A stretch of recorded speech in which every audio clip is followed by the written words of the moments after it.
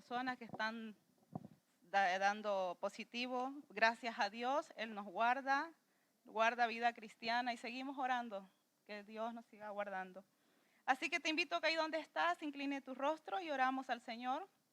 Señor, gracias porque un día más tú nos permites estar congregados, Señor. Gracias porque es un privilegio el poder, Señor, compartir tu palabra. Es un privilegio, Señor, el estar todos juntos, Señor, como hermanos, como familia que somos, Dios mío. Oramos para que en esta noche, Señor, tú hables a nuestro espíritu, hables a nuestro corazón, Dios mío, nos confrontes también, nos recuerdes cosas que tal vez hemos escuchado, hemos leído, Señor, pero que hemos olvidado, Señor. Gracias por tu palabra, Señor, que siempre llega a tiempo, Señor. Gracias por este tiempo en el nombre de Jesús.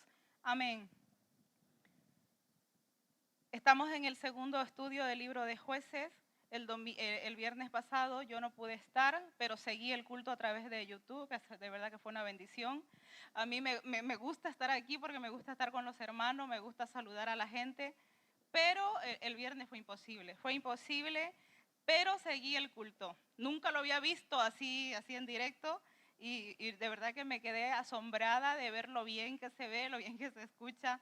Así que pude escuchar la introducción que hizo nuestro hermano Tony del libro de Jueces. Y bien, cuando hace poco estudiamos el libro de Josué y podemos recordar que Josué nos muestra el avance, nos muestra conquista, nos muestra cómo Dios llevó a su pueblo hasta poseer la tierra. O sea que es un libro impresionante que nos muestra la grandeza de Dios y cómo Dios llevó a su pueblo y cumplió sus promesas. Ahora bien, cuando llegamos al libro de Jueces, es todo lo contrario. Y vemos un panorama caótico, vemos aflicción. Si hay tres palabras que resumen el libro de Jueces, es apostasía, anarquía, aflicción. Así estaba el pueblo. La apostasía porque se habían olvidado de su Dios, se habían apartado de Dios. La anarquía porque cada uno hacía lo que bien le parecía, su voluntad, no lo que Dios les había mandado. Y la aflicción, sabemos que el pecado siempre, el apartarnos de Dios siempre nos va a llevar a vivir en aflicción. Amén. Así que si vemos los primeros versículos, el estudio va a estar en el capítulo 3. Los primeros versículos nos narran cómo dice que Dios mismo fue el que permitió que estas naciones paganas permanecieran allí junto al pueblo. ¿Para qué? Para probar lo que había en sus corazones, para ver su fidelidad a Él, para ver si iban a cumplir con todo lo que Dios les había mandado. Vemos que Dios desde el principio le dio unos mandamientos y les dijo que cuando ellos entrasen en la tierra tenían que echar de aquel lugar a todos sus enemigos. Tenían que conquistar por completo la tierra. Es decir, el pueblo no lo hizo. Todo lo hizo a medias. Y siempre que no obedecemos a la voz de Dios, nos encontramos en aflicción. La obediencia trae paz y trae vida. La desobediencia trae opresión, trae esclavitud y trae muerte, como lo vamos a ver. Cuando llegamos al versículo 7, allí está el primer juez que Dios levanta en Israel. Dice así del 7 al 11, vamos a leer. Hicieron pues los hijos de Israel lo malo ante los ojos de Jehová, y olvidaron a Jehová su Dios y sirvieron a los Baales y a las imágenes de acera. Y la ira de Jehová se encendió contra Israel y los vendió en manos de Cusán Risataim, rey de Mesopotamia. Y sirvieron los hijos de Israel a Cusán Risataim 8 años. Entonces clamaron los hijos de Israel a Jehová, y Jehová levantó un libertador a los hijos de Israel y los libró. Esto es a Otoniel, escucha bien, hijo de Cenaz, hermano menor de Caleb. Y el Espíritu de Jehová vino sobre él y juzgó a Israel y salió a batalla, y Jehová entregó en su mano a Cusán Risataín, rey de Siria, y prevaleció su mano contra Cusán Risataín, y reposó la tierra 40 años, y murió Otoniel, hijo de Cenaz. En estos 5 versículos encontramos ya un panorama, vemos quién era Otoniel, y llama muchísimo la atención. Yo creo que nos hemos quedado Caleb. Hace poco, cuando estudiamos el libro de Josué, recordamos, porque lo estudié este tema, el tema de Caleb, y es impresionante ver que no era un hombre cualquiera, era un hombre con un gran legado espiritual. Era de la familia de Caleb. ¿Y quién era Caleb? ¿Puedes bajarle un poco al micro por aquí? No sé, me escucho muy fuerte. Y Caleb, un hombre de fe, un hombre que, como vimos, 85 años él tenía, pero él fue y reclamó lo que Dios le había prometido. Él permaneció firme, creyendo. Y son impresionantes sus palabras cuando dice, aquella fuerza que yo tenía es la misma que tengo hoy.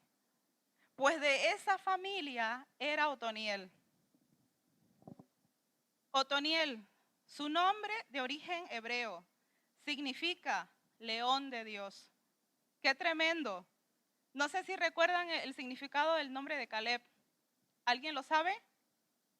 Lo hemos estudiado hace poco. No, si no me equivoco es perro de Dios, algo así. La cosa es que son 2 animales que muestra aquí muy interesantes si los analizamos. El león es feroz. El león va a por su presa. Y vemos que Otoniel tiene este gran significado, león de Dios. Un hombre poco conocido. Cuando digo poco conocido, porque no es como muchas veces escuchamos, muchísimas veces hemos escuchado palabras sobre Gedeón, sobre Sansón, sobre otros jueces que Dios levantó. Sin embargo, sobre Otoniel se habla poco, pero sin embargo tiene un gran peso.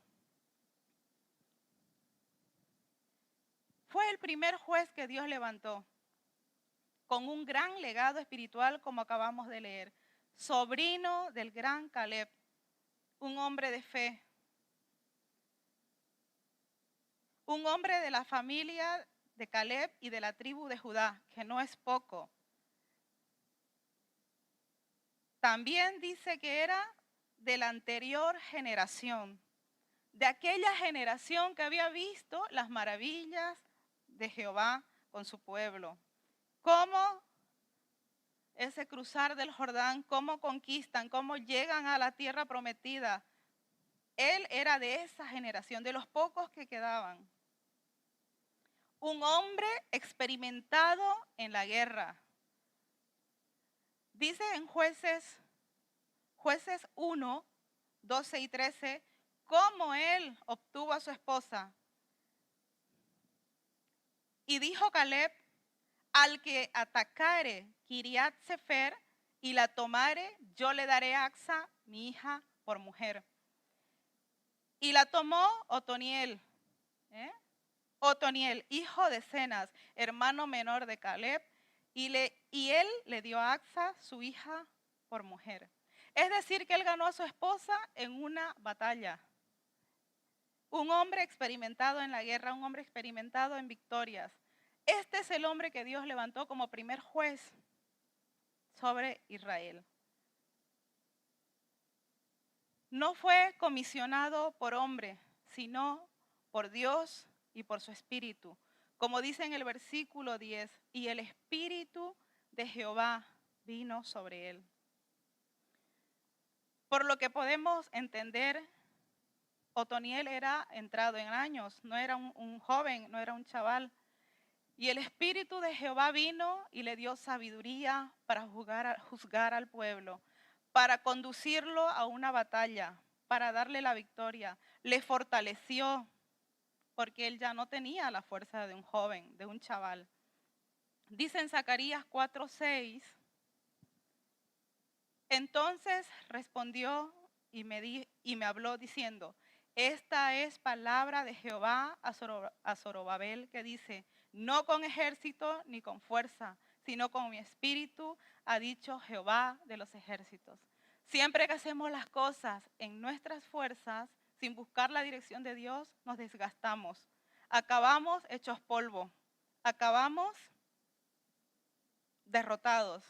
Siempre que busquemos la guía de Dios, Él nos dará la estrategia perfecta, no dejará que nos desgastemos. Y Otoniel es este tipo de hombre, no solo que tenía un legado espiritual por ser de la familia que era, sino que Dios mismo le levantó, Dios mismo envió su espíritu sobre él, que le fortaleció y le guió. Es triste cuando leemos la historia de Israel, y lo decía el hermano Tony el viernes pasado, ese círculo vicioso en que anduvo, en que vivió. Pecar, arrepentirse, clamar al Señor, Dios levantando un libertador. Y el pueblo es muy triste. 8 años, dice la palabra, 8 años de servidumbre hasta que claman a Dios. Y yo pienso al leer esto, 8 años esperaron para clamar. Si yo en el momento que estoy mal, empiezo a clamar. O sea, esperar 8 años en esa situación, pero realmente hay personas que muchas veces por orgullo espiritual, porque ay, que me da vergüenza, ay, que no clamamos, no pedimos ayuda. Y es interesante este punto. Clamar al Señor. Lo más importante y impresionante de Dios es que Dios les escucha y les envía un libertador. Este hombre, Otoniel, quien juzgó a Israel, les reprendió y luego les condujo a una guerra. Muy interesante la manera en que él actuó. Juzgó al pueblo de Israel. ¿Qué quiere decir juzgar? Les hizo ver su error. Él se puso delante del pueblo y le dijo, estáis así porque habéis dejado a Dios, porque habéis olvidado lo que Él nos ha mandado. Les reprendió duramente y luego les condujo a una guerra. Dios le dio la victoria, una victoria parcial, porque sabemos que luego, al pasar los años, volvió el tema. 40 años dice que la tierra tuvo paz. ¿Qué podemos aprender en voy a dar alguna enseñanza personal en cada uno de los jueces y luego al finalizar en la conclusión una general? Porque creo que de cada uno podemos aprender algo. Y es interesante, el Espíritu de Jehová vino sobre él. Mira, si Dios te llama a algo, jamás te muevas ni hagas nada sin pedir su dirección. Sin clamar al Señor, Señor, ¿cómo lo hago esto? Señor, ¿cómo hago? Busca la guía del Espíritu Santo. Y otro punto, las conquistas a media, a la larga, nos traerán siempre problemas. Siempre tenemos que ir y levantarnos y conquistar cada área de nuestras vidas por completo. Si de verdad queremos vivir una vida en abundancia. Pasamos al segundo juez, aún más desconocido. La verdad que al leerlo yo digo, madre mía. Segundo juez es Ehud. La historia se repite. Israel vuelve a pecar y es vendido, dice la palabra, a servidumbre. Ahora aquí hay algunos detalles diferentes a la primera. Porque dice que Jehová fue el que fortaleció a Eglón, rey de Moab, para oprimir al pueblo. Es interesante, es decir, que como todo padre, Él es nuestro padre y Él ve que el pueblo está tan corrompido, está tan mal, Él mismo levanta un enemigo para que les oprima y el pueblo se vuelva a Él. Tal vez el pueblo pensó que al haber ganado a su antiguo opresor, podían vivir a sus anchas, podrían volver a sus andadas, pero Jehová fortaleció un enemigo. Eglón, rey de Moab, este opresor estaba aún más cerca de ellos, el cual les podía hacer más daño. Aparte de eso, es que no vino solo, sino que fue y buscó aliados y vino contra el pueblo de Israel. Se fortaleció, cogió a los amonitas, amalecitas, y así prevaleció contra Israel 18 años. Dice del versículo 12, vamos a leerlo. Volvieron los hijos de Israel a hacer lo malo ante los ojos de Jehová. Y Jehová fortaleció a Eglón, rey de Moab, contra Israel, por cuanto habían hecho lo malo ante los ojos de Jehová. Este juntó consigo a los hijos de Amón y de Amalec y vino e hirió a Israel y tomó la ciudad de las palmeras. Y sirvieron los hijos de Israel a Eglón, rey de los moabitas, 18 años. Y clamaron los hijos de Israel a Jehová, y Jehová les levantó un libertador, a Ahot, hijo de Gera, benjaminita, el cual era zurdo. Y los hijos de Israel enviaron con él un presente a Eglón, rey de Moab. Y Moab se había hecho un puñal de 2 filos, de un codo de largo, y se lo ciñó debajo de sus vestidos a su lado derecho. Y entregó el presente a Eglón, rey de Moab, y era Eglón hombre muy grueso. Y luego que hubo entregado el presente, despidió a la gente que lo había traído. Bueno, en estos versículos que hemos leído, dice que el mismo Jehová fortaleció, fue él el que levantó un enemigo para hacer volver al pueblo. Pero qué interesante es, 18 años pasaron hasta que clamó el pueblo. Ahot significa, su significado es fuerte o poderoso. Los detalles que la palabra nos da son muy interesantes. Aunque nosotros digamos, era benjaminita, era zurdo, ¿qué interesa? Pero sí que interesa. Cada detalle que está escrito en la palabra es porque tiene un interés muy especial. Era benjaminita, por lo que podemos entender que su tribu fue una de las más afectadas con esta invasión, ya que la ciudad de las palmeras estaba justo dentro de esta tribu y dice que Eglón la había tomado.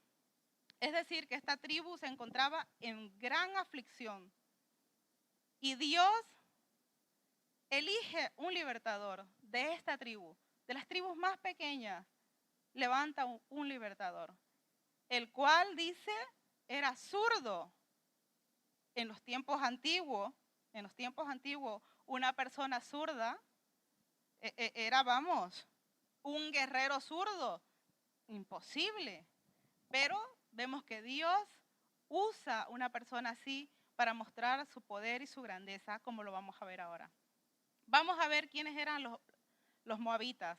Moab, situada al este del Mar Muerto, se había convertido en un reino unos 50 años antes de la llegada de los israelitas a la tierra prometida. Amón, al noroeste de Moab, y sus territorios son hoy el reino de Jordania. Amalek era un pueblo nómada que habitaba al sur de Judá y del Mar Muerto, con los cuales, si recordamos, Israel ya había tenido un duro encuentro allá cuando estuvo en el desierto. Eso nos narra en Éxodo 17 por allí. Es decir, que ya se conocía Israel y Amalek. Ya habían tenido una guerra. Ahora, los detalles que la palabra nos da acerca de Ahot son muy importantes. Era zurdo, como muchos de los de esta tribu. Muchos hombres de esta tribu de Benjamín eran zurdos. Llama la atención, ya que Benjamín significa hijo de la mano derecha. Qué cosa tan curiosa, que justo los benjaminitas, la mayoría eran zurdos. En los tiempos antiguos, una persona zurda era obligada a ser diestra. Es decir, que te ataban la mano y te obligaban a que tú tenías que escribir y hacer todas tus cosas con la derecha. Incluso muchos eran castigados o rechazados.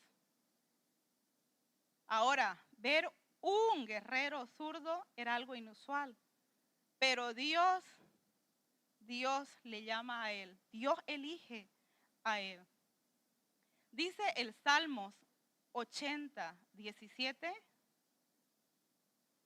sea tu mano sobre el varón de tu diestra, sobre el hijo de hombre que para ti afirmaste. Es decir, que la mano de Dios era la que iba a luchar por su pueblo. Ahot solo era un instrumento, pero la mano de Dios era sobre aquel varón que él había elegido. Ahot no permitió que una desventaja física le impidiera cumplir el llamado de Dios. Y en este punto podemos aprender mucho. ¿Cuántas veces por algún problema físico que tengamos, nos sentimos con desventaja, nos sentimos que no damos la talla para hacer algo a lo que Dios nos ha llamado? Pero podemos ver en la palabra cómo estos hombres no se rendían, sino que iban adelante. Es importante tomar atención a los pequeños detalles. Una desventaja física, Dios la usa para en nuestra debilidad, en esa desventaja que nosotros sentimos, Él nos fortalece y su mano es la que pelea por nosotros. Llevo algunas semanas sintiendo algunas molestias físicas. Y claro, lo primero que piensas es, uy, ¿será que otra vez me estoy poniendo mala? ¿Será que la enfermedad va a volver? Y al leer la palabra digo, Señor, no puedo dar lugar a la duda, como vamos a ver luego más adelante. Porque en los tiempos antiguos, pues tú veías al enemigo.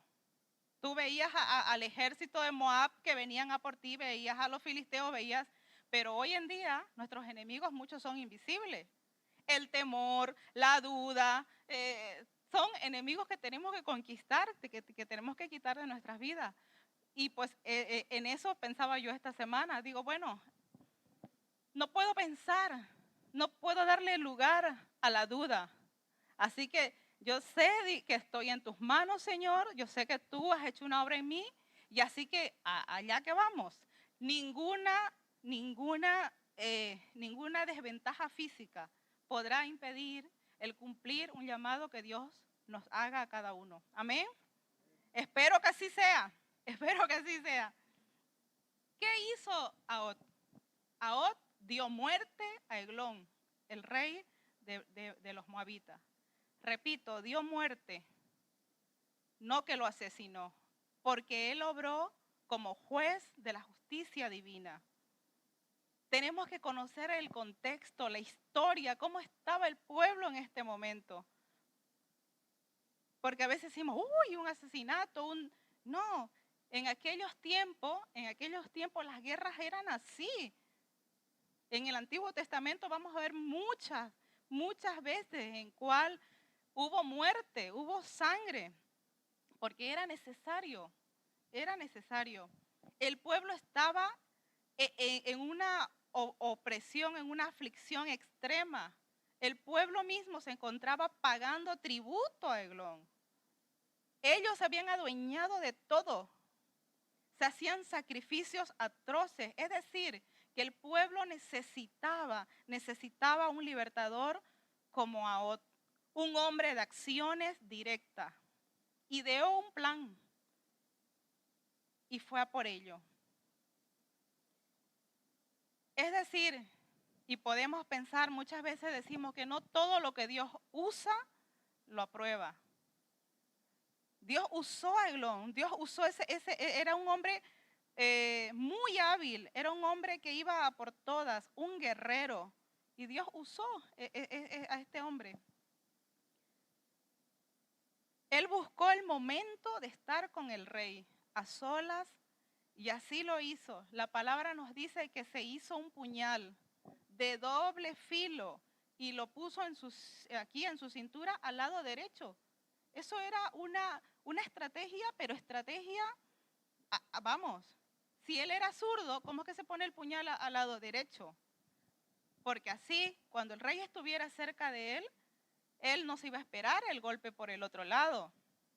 Y vemos esa estrategia que usó este hombre. Ahora vemos también la diferencia entre el llamado que Dios le hizo a Otoniel y a Ahot. Es Dios mismo el que los levanta. Ahora hay una diferencia. A Otoniel dice que vino el Espíritu de Jehová sobre él. Y él fue el que le dio la sabiduría, él fue el que lo guió. Cuando leemos la historia de Ahot, no dice que el Espíritu de Jehová vino sobre él. Dios lo levantó, Dios lo usó, pero tampoco Ahot buscó la dirección de Dios. Por eso es que vemos más parte humana, vemos más algo natural de él ideó. Él fue el que buscó la estrategia, él fue el que pensó, dijo, voy a hacer esto, voy a ir. Era un hombre muy astuto, muy hábil. Por eso su tribu le encomendó llevar un presente al rey. Tú vas a ir, tú llevas el presente, porque sabían que era un hombre que se iba a abrir paso en medio de todo y iba a llegar hasta el rey. Hay circunstancias que requieren de acciones radicales y esta era una de ellas. Israel necesitaba urgente un libertador, necesitaba salir de esa opresión en que estaba. Y Ahot lo hizo, fue directo a la cabeza, fue a por el rey. Sabía que una vez el rey no estuviese, luego sería más fácil enfrentar al ejército.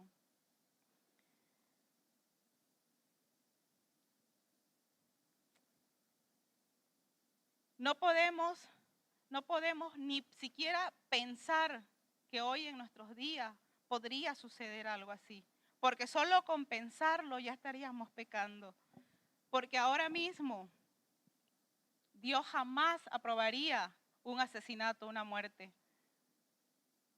Hoy en día tenemos nuestros enemigos, muchos, como dije, son invisibles. Como es el temor, es la duda, es la crítica, es la murmuración. Ponle el nombre que quieras a tu enemigo. Tú lo sabes. Yo sé los míos. Yo sé los míos. Y no los veo, pero lo siento, están ahí. O ustedes pueden ver el temor que yo tengo. No, ¿verdad? Es así. Cada uno sabemos cuál es nuestro enemigo y lo tenemos que enfrentar. Ahora podemos ver el área espiritual. En el área espiritual, la astucia o la manera como Ahot lo hizo. Dice que él se preparó un puñal de doble filo. Hoy en día nosotros tenemos una arma de doble filo, la palabra de Dios. Esa es nuestra arma como creyente. Y es esa arma la que tenemos que usar contra el enemigo. Ahora, estos eran guerreros experimentados en la guerra, sabían muy bien cómo usar sus armas, las conocían perfectamente. Ahora nosotros, en el área espiritual, ¿cómo vamos a usar un arma si no la conocemos? Necesitamos conocer la palabra de Dios por eso, para poder enfrentar al enemigo, para poder cortarle la cabeza a esa duda, a ese temor, a esa crítica, a esa murmuración, a esa falta de fe. Solo podemos derrotar al enemigo con la palabra de Dios. Esa es un arma poderosa. Jesús lo hizo.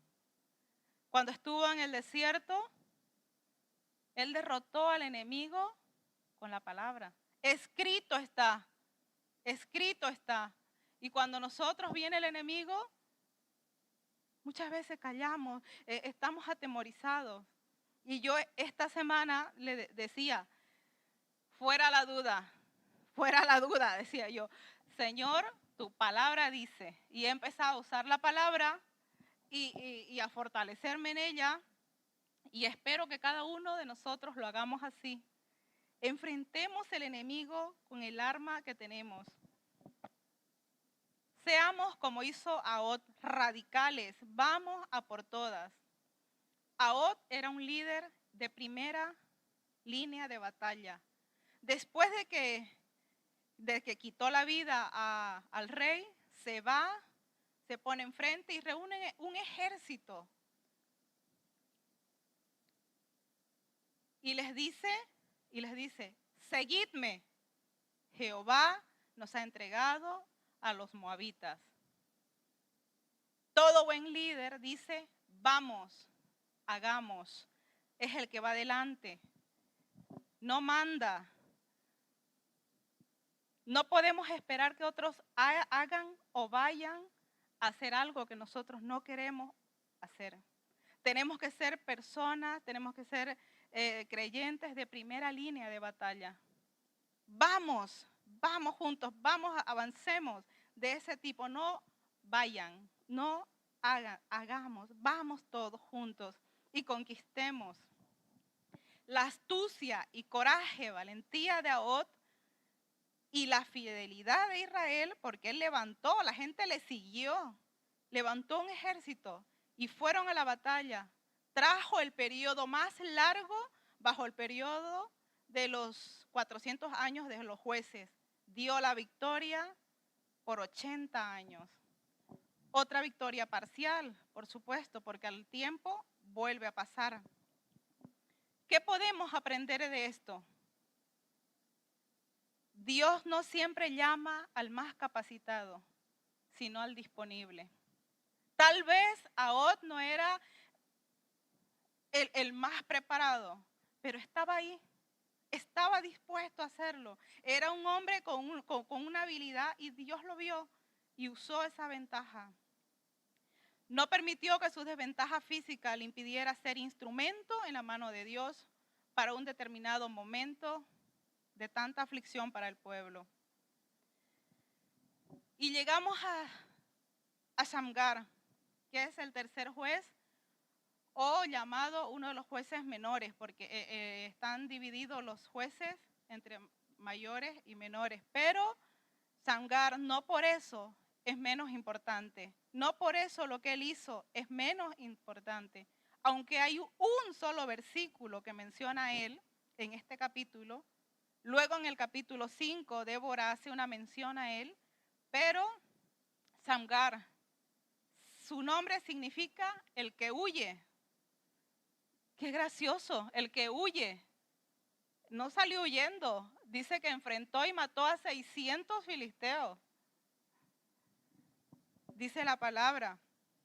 Jueces 3:31 dice, después de él, es decir, de Ahod, fue Shamgar, hijo de Anat, el cual mató a 600 hombres de los filisteos con una aguijada de bueyes, y él también salvó a Israel. Muchos le atribuyen, muchos dicen que este Shamgar ni siquiera era judío, simple era uno que se convirtió, que estuvo por ahí. La palabra no nos dice, no nos da detalle de él. Otros dicen que al decir hijo de Anat, puede que viniese de un pueblo de Bet Anat en Galilea. Es decir, no sabemos mucho en el área personal de él quién era. Lo que sí sabemos es que Jehová lo usó, que Dios lo levantó en un momento muy específico en el cual el pueblo de Israel estaba también pasando en opresión y Dios levanta a él. En ese lugar donde estaban los filisteos, se habían multiplicado, habían crecido, estaban que ya venían a invadir el pueblo y aparece este hombre. Dios lo levanta. Y lo más importante es cómo lo hace. No lo hace con una impresionante arma de guerrero, sino con una aguijada de buey. ¿Qué es una aguijada de buey? Es una vara larga de unos 2,5 metros. En el extremo tiene, en uno de los extremos tiene una punta muy, muy filosa con la cual pican al animal, al buey, y en el otro extremo tiene un cincel para rascar la tierra del arado. Es decir, no tiene nada de espectacular, no es una super espada, pero Dios lo usa con esto. ¿Qué podemos aprender de este hombre, del cual no tenemos mucho detalle en su forma, en su persona? Podemos aprender de que Dios, si Dios te llama, ¿qué tienes en la mano? Con lo que tienes en la mano, Dios te va a usar. Lo hizo con Moisés. Moisés tenía un bastón, una vara. Con esa fue delante del faraón. Con esa demostró que Dios le había puesto allí delante del pueblo. David, con una honda, se enfrentó a Goliat. Y Sangar, con una aguijada de buey. Dios usa cosas muy simples para lograr cosas grandes. Amada iglesia, yo no sé si estás esperando que tener, no sé lo que estás esperando. Ahora lo que Dios te dice es que si Dios te quiere usar, toma lo que tienes en tu mano, déjate usar, no dejes que cualquier problema, cualquier limitación física te limite y te aparte de alcanzar ese propósito en Dios. Dios continúa, estoy terminando. Dios continúa buscando hombres y mujeres dispuestos a dejarse usar por Él. Que Dios nos ayude a estar atentos, a estar expectantes, a estar en el lugar correcto. A tal vez no era el más indicado, pero estaba dispuesto, estaba allí. Y cuando Dios nos llame, busquemos la guía de su Espíritu Santo. Que Dios nos capacite, que su Espíritu nos guíe. Iglesia, los errores del pueblo de Israel son para aprender, no para repetir. Ponte en pie y oramos. Señor, gracias. Gracias por este tiempo. Señor, en que tú nos recuerdas que tú sigues buscando hombres y mujeres sencillos, Señor, sencillos, humildes, Señor, que se dejen usar por ti. Señor, no permitas que ningún defecto, ninguna cosa, Señor, que venga a traer a nuestra mente, Señor, el enemigo nos impida el alcanzar el propósito en ti. Señor, que nos dejemos guiar por tu Espíritu Santo. Quita todo orgullo, Señor. Quita, Señor, todo lo que a ti no te agrada, Señor. Señor, que seamos creyentes, Señor, que te busquemos, Señor, de los secretos. Señor, que no seamos como el pueblo de Israel, Señor. Ayúdanos a aprender de sus errores, a ver, Señor, a analizar cada error que ellos hicieron, Señor. Señor, vuélvenos a ti, Señor, en esta noche. Señor, que podamos ser edificados, Señor, en tu palabra, que conozcamos cada arma que tú has puesto sobre nuestras manos, Señor, para derrotar al enemigo, Señor. Tal vez las guerras de hoy no son como las de antes, Señor, pero ahí están, Señor. Cada día hay guerra que enfrentar, Dios. Ayúdanos, Señor. Enséñanos a usar cada arma que tú has puesto en cada uno de nosotros, Señor. Enséñanos a usar tu palabra correctamente, Señor. A usar, Señor, la oración que es poderosa. Señor, el acercarnos a ti, Dios mío.